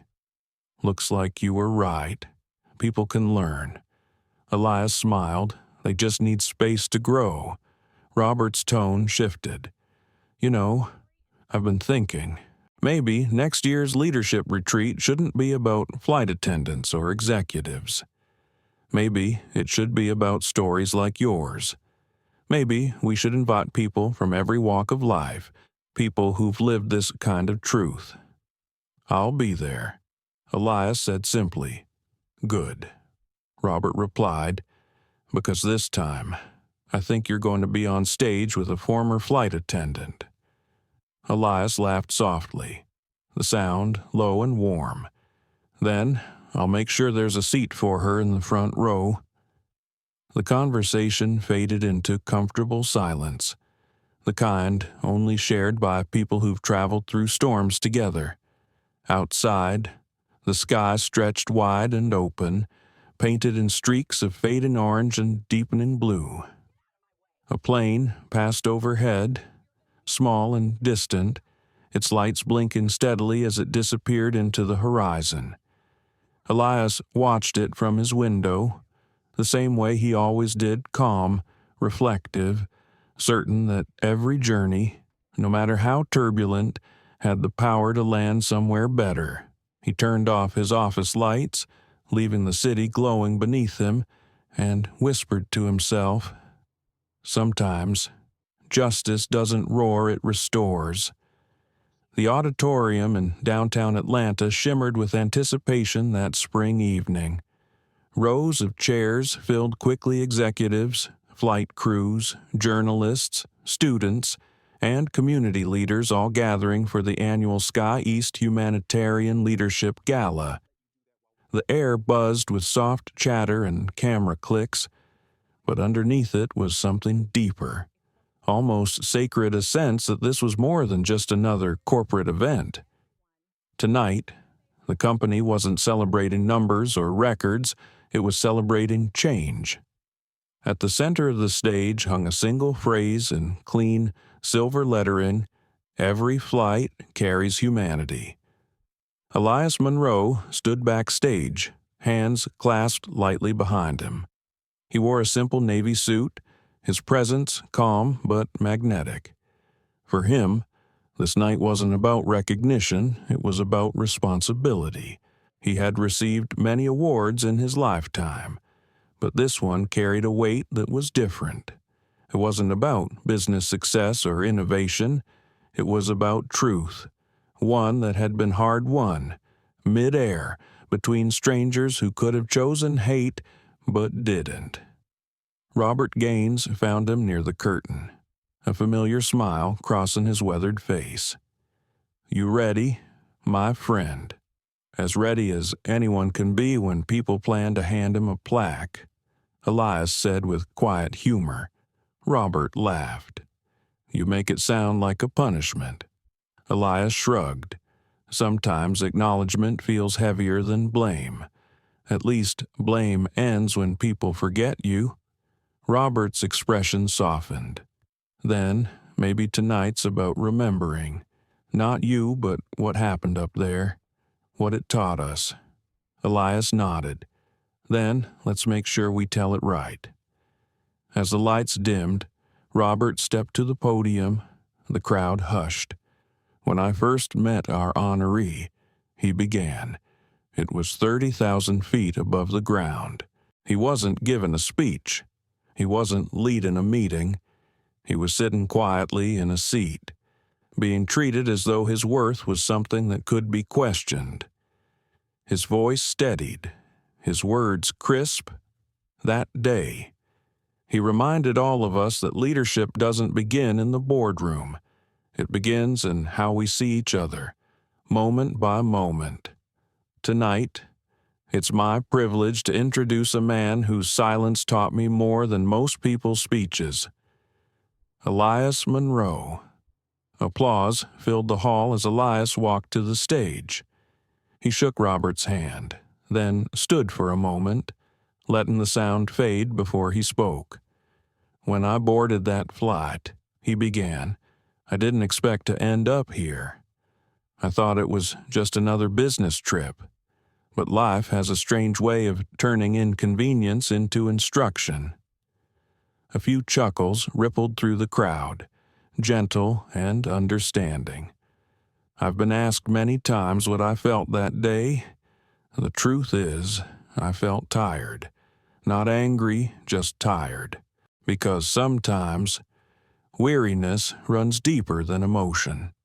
It's the kind that comes from realizing you're still fighting the same battles your grandparents did, only dressed in different uniforms."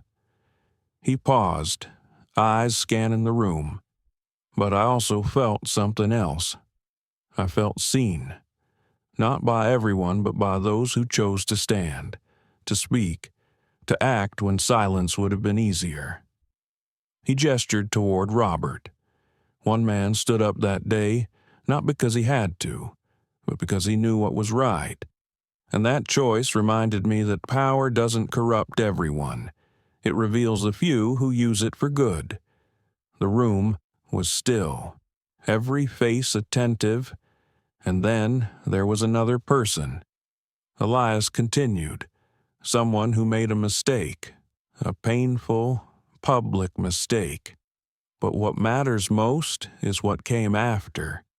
Because real change doesn't start with being right, it starts with being willing to be wrong and to learn. A quiet murmur swept through the audience. Many already knew whom he was referring to. Elias smiled softly.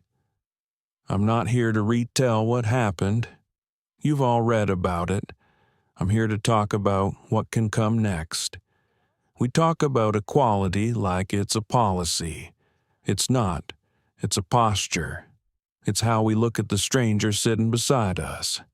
It's how we decide whether someone's dignity depends on their title, their color, their seat number." He let the words breathe before finishing. "If that flight taught me anything, it's that grace is not weakness. It's strength with its voice lowered." The applause was thunderous, but among the audience, one person wasn't clapping yet. She was crying quietly, her head bowed. Nancy Harlow sat in the third row, invited by Robert personally. She hadn't wanted to come, hadn't believed she deserved to, but something in her heart told her she needed to face it. Seeing Elias speak with such compassion broke her in a way no punishment ever had. After the ceremony, while cameras flashed and guests mingled, she slipped away toward the hallway near the exit, but before she reached the door, she heard a familiar voice behind her. Ms. Harlow. She turned slowly. Elias stood a few feet away, calm as ever. She swallowed, unsure whether to speak. Mr. Monroe, I didn't think you'd want to see me here. I invited you, he said gently. Her breath caught. Did I ask Robert to make sure you were on the list? I thought it was important you heard what came after your mistake. Nancy's eyes shimmered. You shouldn't be this kind. I don't deserve it. It's not kindness, Elias said quietly. It's closure for both of us. She shook her head, emotion tightening her voice. I ruined something that day. I embarrassed the company. I humiliated you, and I've been living with it ever since. I thought I'd lost everything that made me human. He looked at her with deep sincerity. Losing your way doesn't mean losing your humanity. You just have to find your direction again. A tear slipped down her cheek. I've been volunteering, she said softly, working with kids in foster programs, teaching them how to communicate without anger. It's the first time I've felt useful again. Elias smiled faintly. That sounds like purpose. She met his gaze. Do you forgive me? He paused. The silence stretched, tender but real. Forgiveness isn't a door that closes. It's one that stays open. I walked through mine a long time ago. You just have to walk through yours. Nancy nodded, her shoulders trembling. Thank you, she whispered. He gave a small nod, then added, and for what it's worth, I think you've already started. As she walked away, the weight she'd carried for months seemed to lift, piece by piece. She didn't know if she'd ever fully forgive herself, but she finally believed she could begin again. Back inside, Robert approached Elias, handing him a glass of water. I saw that, he said quietly. You've got more patience than anyone I've ever met. Elias smiled. It's not patience. It's perspective. Everyone's capable of falling. The only question is whether they get up the same way they fell or differently. Robert nodded thoughtfully. You know, I think you've turned this company inside out in the best possible way. Elias chuckled softly. Maybe, or maybe the company was just ready to wake up. As the evening wound down, a soft jazz melody played through the speakers. The award rested on the table beside Elias, untouched. He didn't need to hold it to know its meaning. It wasn't a trophy. It was a reminder that even in the smallest acts of dignity, entire systems could begin to heal. He looked around the room at Robert laughing with a group of pilots, at young attendants taking photos, at Nancy quietly talking with Tara near the back, and felt something close to peace. For the first time, he realized the flight hadn't just changed a company, it had changed the air itself.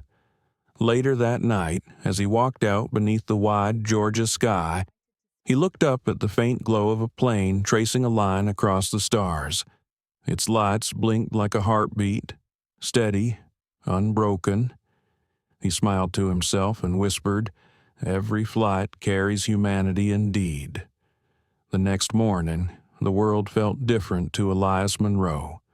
Not louder, not brighter, just lighter. The kind of quiet peace that comes after a storm that's finally spent itself. The gala had ended hours ago. Yet its echoes still hummed softly in his mind, the applause, the tears, the laughter that came not from celebration, but from release. He sat by the window of his hotel room in downtown Atlanta, watching planes lift from the runway in the distance.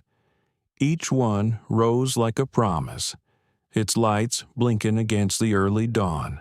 He had always loved the symbolism of flight, not for the glamour, but for what it represented: ascent, perspective, freedom. That night had been proof that even broken things could soar again. A knock at the door interrupted his thoughts.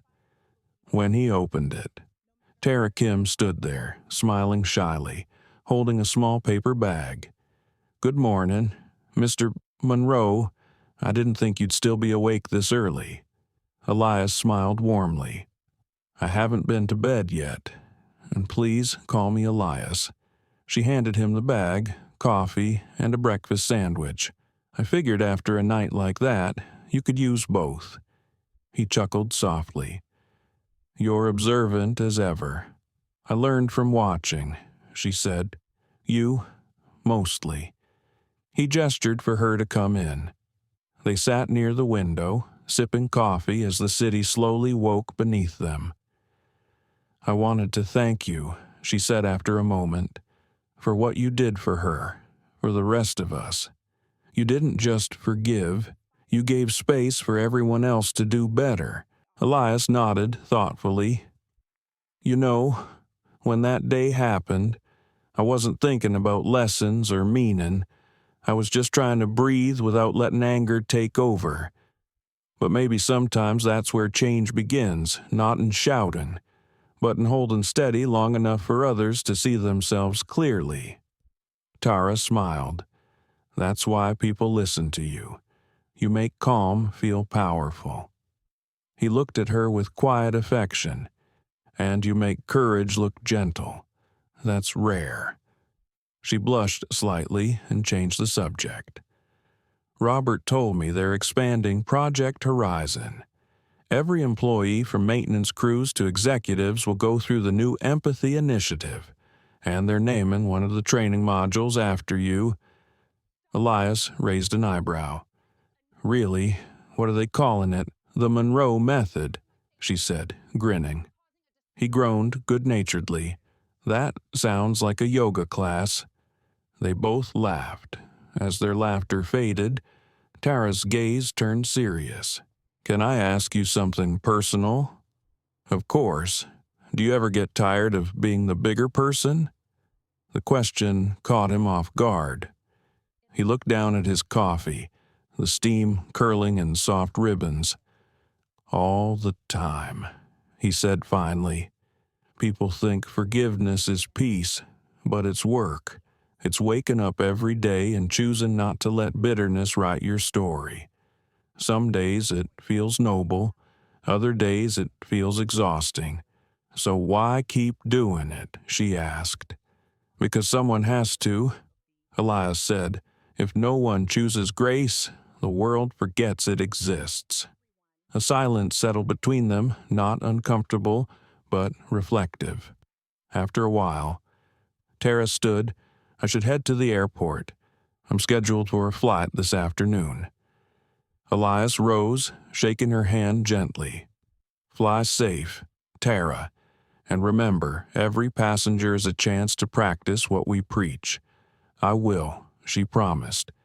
"And thank you for everything." After she left, Elias sat for a moment longer, watching the planes rise one by one into the light.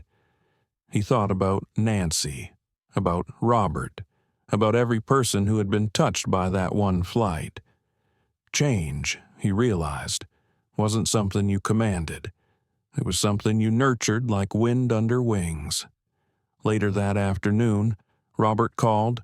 "Morning, hero," he said cheerfully. Elias groaned. "Don't start." Robert laughed. "All right, I won't. But I did want to tell you our board approved the Monroe Fellowship." It's going to fund scholarships for underrepresented youth interested in aviation and engineering. You'll get to mentor the first class personally." Elias blinked. "You're serious, dead serious," Robert said. "We figured if one moment on a flight could change a company, imagine what a lifetime of your influence could do for these kids." Elias smiled slowly. "That's the best award I've ever received." Robert's voice softened. "You earned it, and so did they." A few weeks later, the fellowship launched officially. The first group of recipients gathered in a hangar at Sky East's training center, 10 bright-eyed teenagers from different corners of the country, all carrying stories that deserved to be seen. Some came from small towns, some from foster care, some from schools that had never dreamed of producing engineers. Elias stood before them, dressed casually in jeans and a white shirt, his tone warm but firm. "I'm not here to teach you how to build planes," he began. "I'm here to help you build belief, because if you can see yourself where others can't, you'll never wait for permission to belong." One boy raised his hand. "Mr. Monroe, do you ever get scared?" Elias smiled. "Every time I step into something new, but fear isn't the enemy, it's the echo of your potential asking to be heard." The room grew still. For these kids, his words weren't just advice, they were permission to dream. Among the guests that day sat Nancy Harlow, quietly observing from the back. She had volunteered to assist with the program's mentoring team. She hadn't spoken publicly about what happened on Flight 711, but within the company. She had become something of a symbol, not of disgrace, but of renewal. People saw her not as the woman who failed, but as the one who chose to rise after falling. After the session, she approached Elias once more. "You were right," she said softly. "Forgiveness is a door that stays open." "I walked through mine." He smiled warmly. "I knew you would." She looked around at the group of laughing teenagers. "It feels good to give back," she said. "Maybe it's the closest thing to atonement we ever get. Maybe." Elias agreed, but sometimes giving back is just another word for moving forward. As the day ended, Robert joined them. His tie loosened, his demeanor relaxed. "I think this is what change looks like," he said, watching the kids crowd around a flight simulator. Not grand speeches or viral moments, just people learning together. Elias nodded. "Exactly. Change isn't a crash, it's a course correction." Robert chuckled. "You should trademark that. Maybe I'll let you handle that," Elias teased. They all laughed, and for a moment, everything felt right. 3 people from different pasts, bound by one lesson learned high above the clouds. As dusk painted the hangar in shades of gold, one of the scholarship students approached Elias, holding up a model airplane she had just built. "Mr. Monroe," she said shyly, "I named it Flight 711. It's a reminder that even bad flights can end well." Elias took the small plane in his hands, his eyes softening. "That's beautiful," he said. "Keep it close. It'll remind you that storms don't define you, how you fly through them does." The girl grinned proudly. That night, as Elias drove home, the city lights blurred against the windshield like streaks of memory. He thought about everything that had unfolded since that one terrible, beautiful day. In a world that often mistook noise for change, he had learned that quiet courage could move mountains or at least shift hearts. He parked outside his apartment, stepped into the still night air, and looked up at the stars. Somewhere, far above, another flight was making its way through the sky, unseen but steady. Elias smiled to himself and whispered, fly forward. The morning of the fellowship's first official flight dawned soft and amber, the sun brushing the edges of the horizon like an artist's first stroke. The tarmac shimmered in the early light as a group of wide-eyed students gathered beside a sleek white training jet marked with Sky East's emblem, the plane's name printed just beneath the cockpit. Red Horizon 1. Elias Monroe stood before them, hands in his pockets, a quiet smile resting on his face. He wasn't here as a CEO today, nor as the man from the viral video that had reshaped corporate culture. He was here as a mentor, watching new wings prepare to lift. Beside him stood Robert Gaines, his old friend, still carrying that calm confidence of a man who had seen storms and learned to fly through them. A few steps behind them, Nancy Harlow adjusted her volunteer badge, her posture straight but humble, while Tara Kim briefed the students on safety procedures with practiced precision and warmth. "Welcome to Horizon 1, Tara said, her voice carrying across the group. "Today isn't just about learning how planes work. It's about learning how you work under pressure, with purpose, and with heart." Elias watched her, pride flickering in his chest. Tara had grown so much since that fateful flight. She carried herself with authority now. But it was a kind authority, the kind that listened before it spoke. When Tara finished, she gestured for Elias to step forward. The chatter among the students quieted instantly. Elias smiled gently. "I remember my first time near a plane like this," he began. "I was younger than most of you, and I thought flight was all about power, about machines and engines. But the older I get, the more I realize it's about trust. You trust the engineers who built it, the pilot who flies it, the air itself to hold you up. That's not weakness, that's connection." He paused, scanning the faces before him. "And if there's one thing I've learned from my time in the skies, it's this: altitude doesn't give you perspective, humility does." The students stood in thoughtful silence. Some smiled, a few nodded. Behind him, Robert leaned toward Nancy. He could read a grocery list and make it sound profound. He whispered with a grin. Nancy chuckled softly, her eyes still fixed on Elias. "It's not what he says. It's what he means.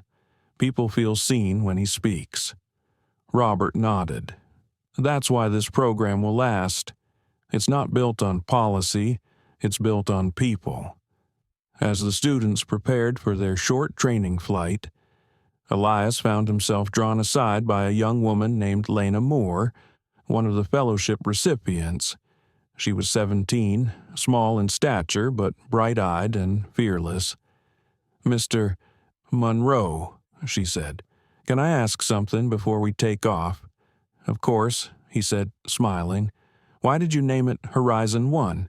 I mean, why not something about flight or dreams or, well, something fancier?" Elias chuckled. "Because the horizon isn't just where the sky begins, it's where the world keeps expanding. No matter how far you go, every time you move forward, it moves with you. It's a reminder that there's always more to see, more to learn, more to become." She grinned. "That's beautiful. I'll remember that." "I hope you do," Elias said. "You're the first of many to fly under that name." The flight itself was brief but symbolic. As Horizon 1 rose into the clear Georgia sky, the group below watched in reverent silence.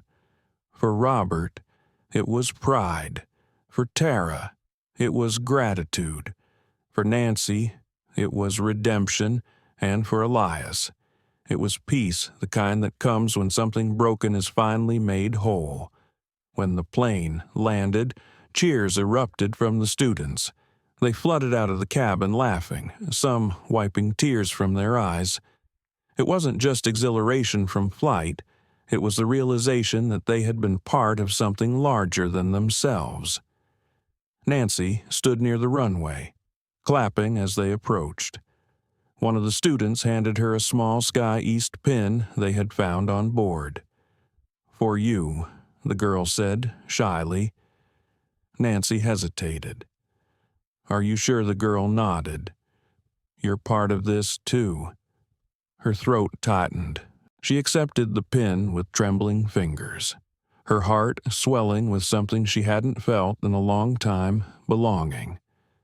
Later, as the hangar quieted, Elias found himself standing alone at the edge of the runway, looking out at the vast expanse of open sky.